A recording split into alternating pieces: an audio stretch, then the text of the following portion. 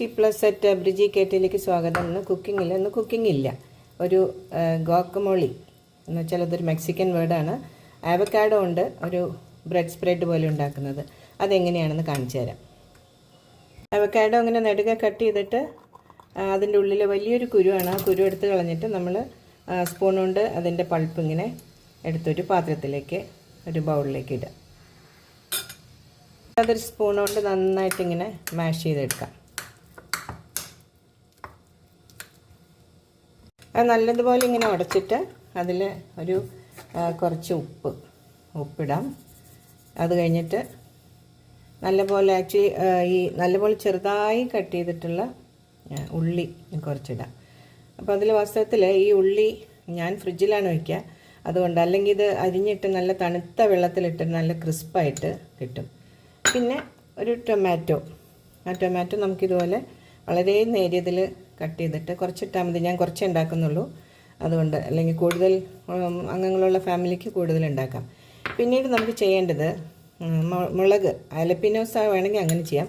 അല്ലെങ്കിൽ പച്ചമുളക് എടുക്കുകയാണെങ്കിൽ നമ്മളത് പിന്നെ അതിൻ്റെ കുരു കളയണം. കുരു കളഞ്ഞിട്ട് നേരിയതായിട്ട് വളരെ നമ്മുടെ ഇഷ്ടത്തിന് നമുക്ക് മുളക് എത്രത്തോളം വേണം, എരിവ് എത്രത്തോളം വേണം വെച്ചാൽ അതുപോലെ വളരെ നേരിയതായിട്ട് അരിഞ്ഞിടണം. കുറച്ച്, എനിക്ക് മുളകിൻ്റെ ശത്രുവാണ്, അതുകൊണ്ട് വളരെ കുറച്ച്. അത് കഴിഞ്ഞിട്ട് നന്നായിട്ട് അത് ഇളക്കി അതിലേക്ക് കുറച്ച് ചെറുനാരങ്ങ നീര് നമ്മളിങ്ങനെ ഒഴിച്ചു ചെറുനാരങ്ങ നീരൊഴിച്ച് നല്ലതുപോലെ ഇളക്കും. ഇതെന്നിട്ട് നമ്മൾ ബ്രെഡിൻ്റെ കൂടെ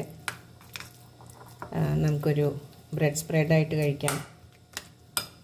അങ്ങനെ ഒരു ഹെൽത്തി ബ്രേക്ക്ഫാസ്റ്റാണ് ഉണ്ടാക്കിയത്. അപ്പോൾ അതിൻ്റെ കൂടെ ഈ ഗോക്കമോളി ഇങ്ങനെ ഇട്ടു. അത് നമുക്ക് ബ്രെഡ് സ്പ്രെഡായിട്ട് ഇങ്ങനെ ബ്രെഡിൽ അപ്ലൈ ചെയ്തിട്ട് അത് കഴിക്കാം. അതിൽ ഒരു ബുൾസൈ ഉണ്ട്, ബുൾസൈയുടെ കൂടെ കഴിക്കാം. അല്ലെങ്കിൽ മുട്ട പുഴുങ്ങിയതായാലും കുഴപ്പമില്ല. വൈറ്റ് മാത്രം ഉപയോഗിക്കുകയാണെങ്കിലും കുഴപ്പമില്ല. ബട്ടർ ആവശ്യമുണ്ടെങ്കിൽ ഉപയോഗിച്ചാൽ മതി. കുറച്ച് ഫ്രൂട്ട്സ്, പിന്നെ ഒരു ഇളനീരും. ഇങ്ങനെയാണോ എന്നും കഴിക്കാമെന്ന് വെച്ചാൽ ഇങ്ങനെ അങ്ങനെയൊന്നുമില്ല, എപ്പോഴെങ്കിലുമൊക്കെ. പക്ഷേ പിന്നെ ഇത് പറയാൻ മറന്നുപോയി, മുളപ്പിച്ച ധാന്യങ്ങളും കൂടി അതിനകത്തുണ്ട് കേട്ടോ.